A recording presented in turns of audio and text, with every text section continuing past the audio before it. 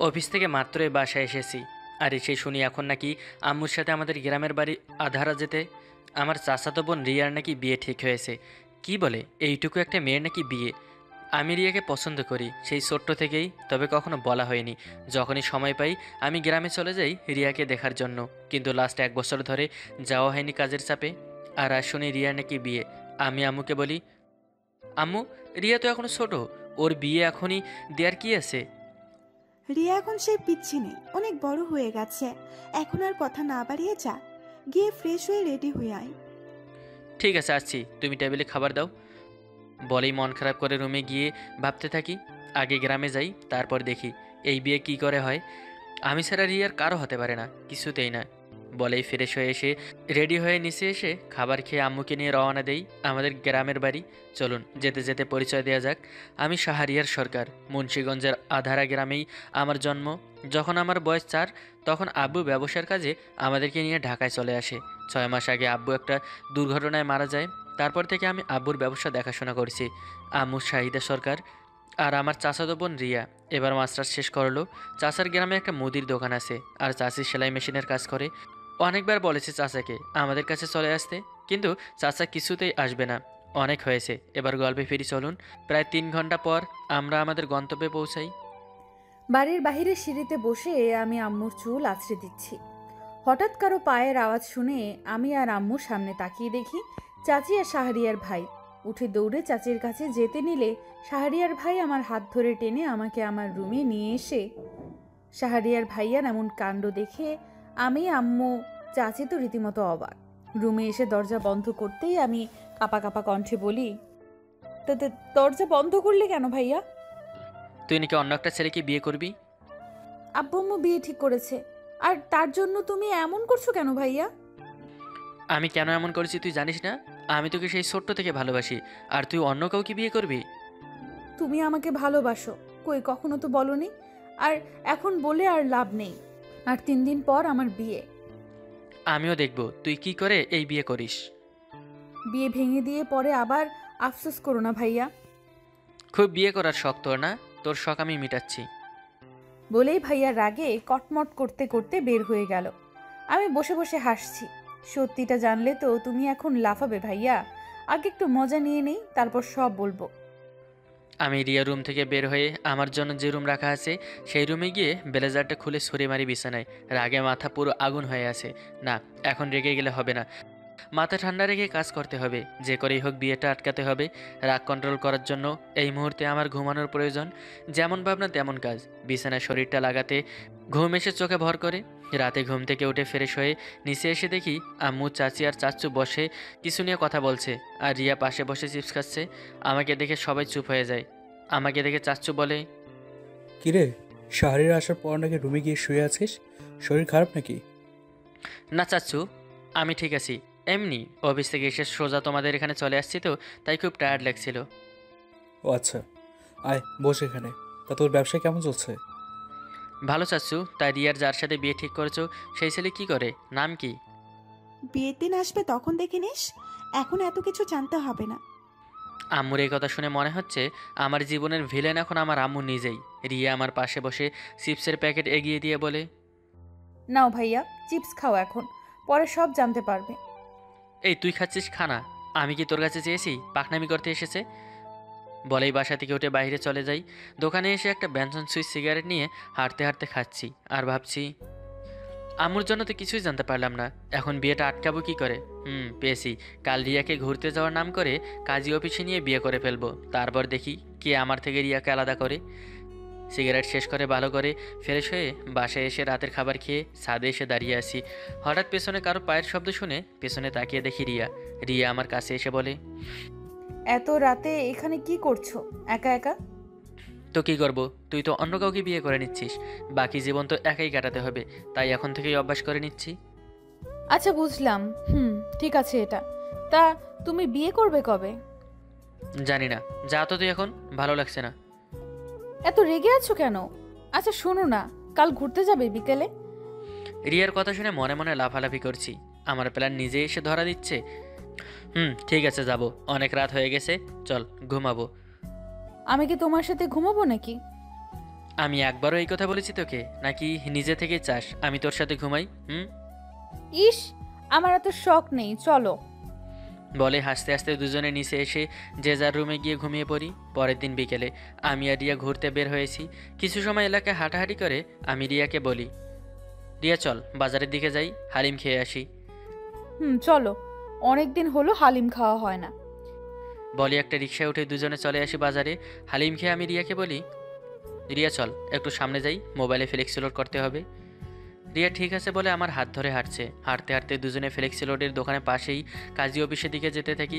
রিয়া কাজী অফিসের দিকে যেতে যেতে বলে, এদিকে কোথায় যাচ্ছ? ফ্লেক্সিলিটির দোকান তো পাশেরটা। আমি এখন এই মুহূর্তে তোকে বিয়ে করব, এরপর দেখি তোর বাপ কি করে তোকে অন্য ছেলের সাথে বিয়ে দেয়। পাগল হয়ে গেছো ভাইয়া? এটা করলে আব্বু আম্মুর মান সম্মানের কি হবে তুমি বুঝতে পারছো? আমি তোকে ছাড়া বাঁচবো না রিয়া, সেই ছোট থেকে আমি তোকে ভালোবাসি, আর তুই অন্য কারো হয়ে যাবি, তাও আমারই চোখের সামনে। আমি এটা পারবো না ভাইয়া, চলো বাসায় যাব।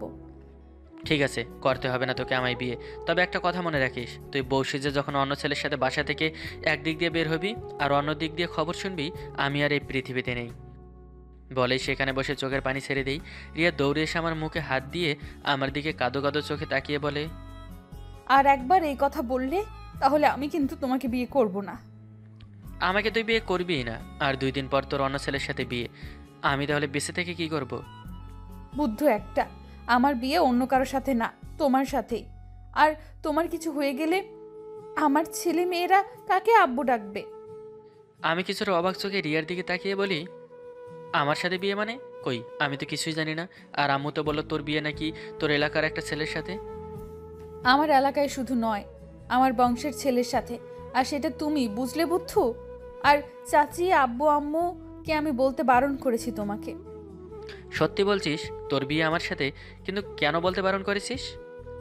আমাকে ভালোবেসে ডায়েরির পাতায় পাতায় আমায় নিয়ে হাজার কথা লিখতে পারো, আর আমাকে বলতে পারো না ভালোবাসো, তাই। তুই আমার ডায়েরি পড়ছিস কবে? আমি পড়িনি, চাচি পড়েছে, আর আম্মুকে সব বলেছে। আমিও আম্মুর পাশেই ছিলাম, আর আমি তোমাকে সেই ছোট থেকেই ভালোবাসি।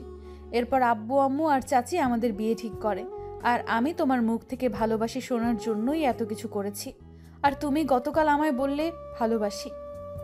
তবে রে, আমাকে কষ্ট দেয়া? চল চল আমার সাথে, আমি তো এর প্রতিশোধ নিবই। বলে রিয়াকে নিয়ে বাজারে একটু সামনে একটা নদী আছে, সেখানে যাই। গিয়ে রিয়াকে শক্ত করে জড়িয়ে ধরি। কিছু সময় এভাবে থেকে রিয়াকে ছেড়ে ওর কপালে গালে গলায় পাগলের মতো কিস করতে থাকি। রিয়া হাসতে হাসতে বলে, এই কি করছো? পাগল হয়ে গেছো? ছাড়ো, এটা পাবলিক প্লেস, যে কেউ এসে পড়বে। এখনো তো আসলটা বাকি, চাচা তো বউ। রিয়া আমার দিকে জিজ্ঞাসা দৃষ্টিতে তাকিয়ে থাকে। আমি রিয়ার দুগালে হাত রেখে 4টা ঠোঁট এক করে দেই। 5 মিনিট পর ছেড়ে দিয়ে দুজনে হাঁটুতে হাত রেখে বড় বড় নিঃশ্বাস ফেলছি। একটু পর রিয়া আমাকে শক্ত করে জড়িয়ে ধরে কান্না করে দেয়। আমার চোখ থেকেও খুশিতে পানি পড়তে থাকে। দুজনে আরও বেশ কিছু সময় সেখান থেকে বাসায় চলে আসি। বাসায় আসতে আসতে সন্ধ্যা হয়ে যায়। আম্মু বলে, কিরে, তোরা দুইটাই এত সময় কোথায় ছিলে? অনেকদিন পর গ্রামে আসলাম, তাই একটু ঘুরে ঘুরে দেখছিলাম আর কি আম্মু। আজ বাদে কাল রিয়ার বিয়ে, আর এই সময় তুই ওকে নিয়ে বাইরে ঘুরছিস? সমস্যা নেই চাচ্চু, নিজের বরের সাথেই তো গেছে, কেউ কিছু বলবে না। আমার কথা শুনে সবাই রিয়ার দিকে তাকায়। এরপর রিয়া সব বলে। একটু আগে আমি ওকে কাজী অফিসে নিয়ে বিয়ে করতে চেয়েছি। রিয়ার কথা শুনে সবাই হা করে তাকিয়ে আছে। চাচ্চু বলে, এত যদি ভালোবাসিস তাহলে ভাবির কাছে বলিসনি কেন? এখন বলছি সবার সামনে, আমি রিয়াকে ভালোবাসি, আর পরশু না কালই বিয়ে করতে চাই। কাল কেন? বিয়ের তারিখ তো পরশু দিন।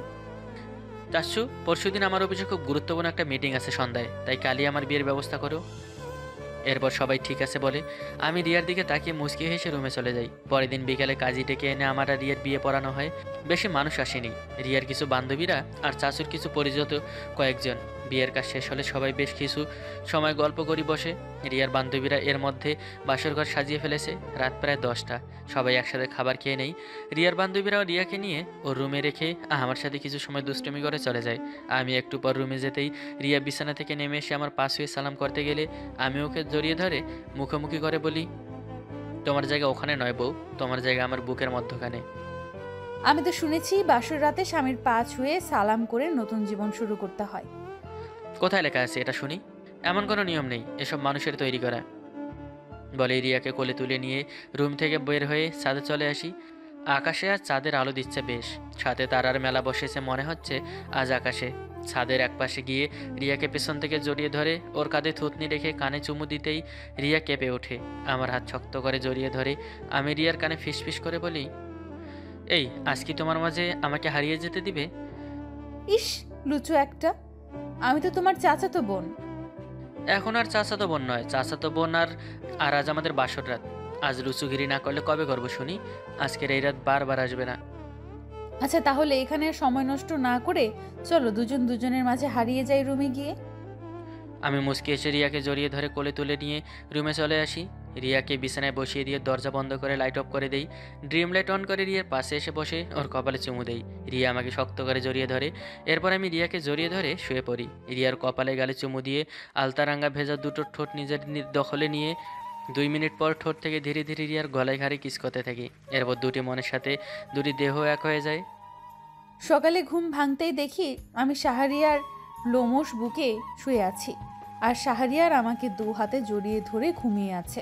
রাতের কথা মনে পড়তেই চোখে লজ্জা আর ঠোঁটে হাসি চলে আসে।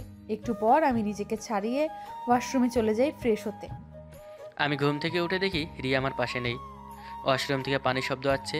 আমি আবার চোখ বন্ধ করে শুয়ে পড়ি। একটু পর মনে হচ্ছে রুমের ভেতর বৃষ্টি হচ্ছে। চোখ খুলতেই দেখি রিয়া আমার মুখের ওপর ভেজা চুল ধরে রেখেছে। ওর গায়ে শুধু একটা তোয়ালে পেছানো। আমি বলি, এটা কি হচ্ছে চাচাতো বউ? সারা রাত ঘুমাতে দাওনি, এখন একটু ঘুমাই। ইস, আমি তোমাকে ঘুমাতে দেইনি, তুমি আমায় ঘুমাতে দাওনি। এখন উঠে ফ্রেশ হয়ে আসো। যাবো তো, তার আগে আবার হয়ে যাক। বলেই রিয়ার এক হাত ধরে একটানে আমার উপরে ফেলে দিয়ে তোয়ালেটা একটানে খুলে ফেলি।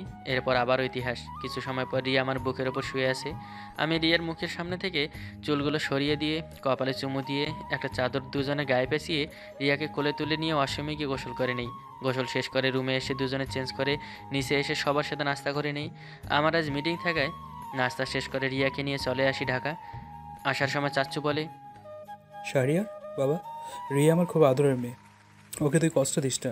যদি ভুল করে তাহলে বুঝিয়ে বলিস। তুমি এসব নিয়ে ভেবো না চাচ্চু, রিয়ার কোনো কষ্ট আমি হতে দেব না। তোমাদের পরে যদি কেউ রিয়াকে ভালোবাসে সেটা আমি। তোমরা দোয়া করো আমাদের জন্য। আর বেশ কিছু সময় কথা বলে আমরা চলে আসি ঢাকা। বাসায় এসে রিয়াকে আমার রুমে নিয়ে সব কিছু দেখিয়ে দেই। এরপর আমি ফ্রেশ হয়ে রেডি হয়ে নিয়ে অফিস যাওয়ার জন্য আমাকে রেডি হতে দেখে রিয়া বলে, তুমি কি এখনই যাবে নাকি? মাত্র এতটা পথ জার্নি করে আসলে, একটু রেস্ট করে নাও। একদম সময় নেই সোনা, এখন একটু লেট হলেই সমস্যা হয়ে যাবে। বলে আমি রিয়ার কপালে একটা চুমু দিয়ে বের হতে গেলে রিয়া আমার হাত ধরে আমার কাছে এসে আমার পায়ের ওপর দাঁড়িয়ে আমার কপালে চুমু দিয়ে বলে, সাবধানে যেও, আর আমি তোমার জন্য অপেক্ষায় রইলাম। কাজ শেষ করে তাড়াতাড়ি চলে এসো। আমি ঠিক আছে বলে রিয়ার গালে চুমু দিয়ে রুম থেকে বের হয়ে আম্মুকে বলে চলে আসি অফিসে। অফিসে এসে ম্যানেজারের সাথে সব ফাইল নিয়ে মিটিং রুমে চলে আসি।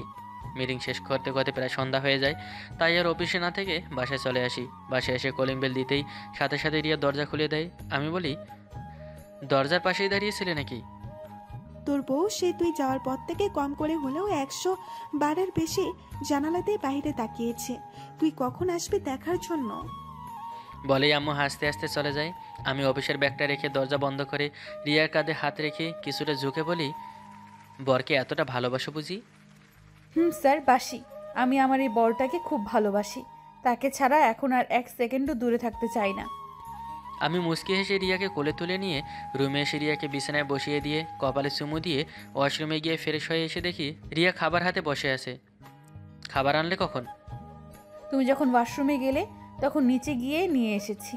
এসো, আমি নিজ হাতে তোমাকে খাইয়ে দেব।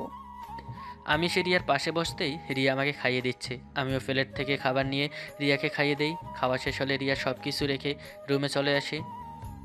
রাতে খাবার খেয়ে এসে আম্মুর সাথে সব কিছু গুছিয়ে রেখে রুমে এসে দেখি বর আমার বসে বসে ল্যাপটপে কাজ করছে। আমি শাহরিয়ারের কাছে এসে ল্যাপটপটা সরিয়ে কোলে বসে পড়ি। এই কি করছো? একটা কাজ করছিলাম তো। সারা দিন কাজ করে এসেছো, এখন কোথায় আমাকে একটু আদর করবে তা না, আবার এখনই কাজ নিয়ে বসে আছো। আমার বউটার বুঝি এখন আদর খেতে ইচ্ছা করছে? করতেছো বর, খুব ইচ্ছে করছে। আর কি, আবার দুজনে ভেসে চাই আদরের জোয়ারে। এই যে ভাইয়া আর আপুরা, আপনারা কি শোনার বাকি আছে? সবই তো শুনে ফেলেছেন, এবার টাটা। আবার ফিরছি খুব তাড়াতাড়ি নতুন কোনো গল্প নিয়ে। আর হ্যাঁ, আপনারা কেমন গল্প শুনতে চান অবশ্যই কমেন্ট করে জানাবেন। ধন্যবাদ সবাইকে। আল্লাহ হাফেজ।